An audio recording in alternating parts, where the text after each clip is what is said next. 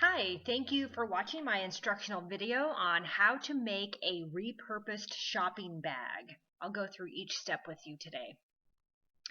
The first step is to get a 50-pound feed bag empty. I got this one from my friend Wendy Berg. It's a dairy goat. The goat's really cute on it. Next, you want to cut off about 4 inches at the bottom.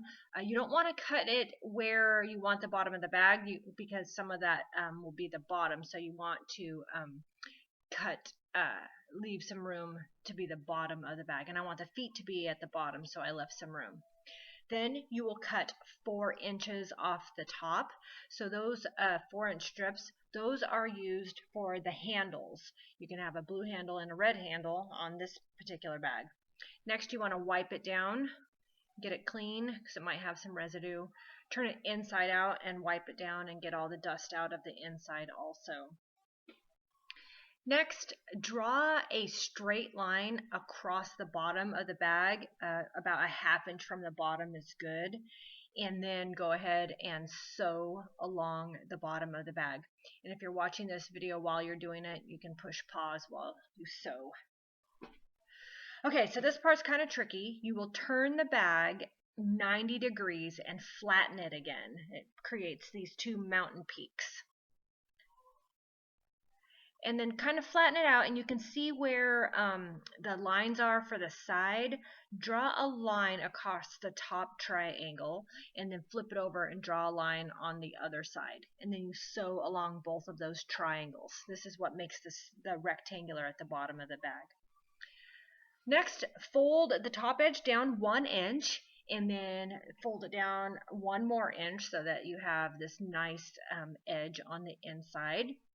When you're doing this, go ahead and look on the inside, which is the actual outside, to make sure the top is where you want it to be. And I want the top to be, I don't want to cut off this goat's head or anything, so I looked on the inside to make sure that when I folded it down, it was in the right spot. And then once you have that folded, go ahead and sew that to keep it in place. All right, now you can go ahead and turn your bag right side out, and guess what? It's a bag. It looks like this. Some people, they like a more structured bottom, so kind of press it where you want that bottom to be. It should be some nice rectangles, and then just sew at the very edge of the bottom, and do that in the front and the back, but not all the way to the corners, and it'll give you a nice rectangular structured bottom. Go ahead and look inside. This is what it looks like. Pretty cool. I kind of messed up a little bit, but you can see those are the triangle, the first line in the bottom, and then the triangles in the corners. And sometimes you kind of have to push it out to make sure that the corners come out right, but that is the rectangular bottom of your bag. Yay! You got a bag. Okay, so now that you have a bag, we will go ahead and put the handles on. I had 2 4-inch strips. One was like this blue color and one was red, but I decided just to use the red handle. So I cut that piece in half, and I got 2 22-inch strips.